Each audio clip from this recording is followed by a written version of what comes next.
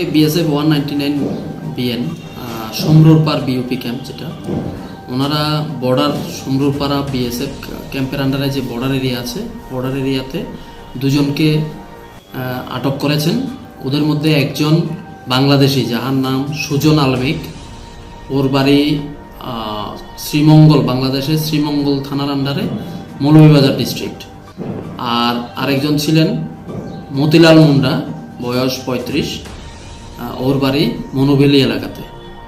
ওই ইন্ডিয়ান যে ছিল মতিলাল মুন্ডার সহযোগিতায় বাংলাদেশিটা বাংলাদেশের মানে বর্ডার ক্রস করেছে বলে সন্দেহ। এই অভিযোগ বিএসএফের কর্তৃপক্ষ থেকে আমাদেরকে দেওয়া হয়েছে। ওনাদের অভিযোগ মূলে আমরা একটা কেস রেজিস্ট্রি করেছি এবং ইনভেস্টিগেশন শুরু করেছি।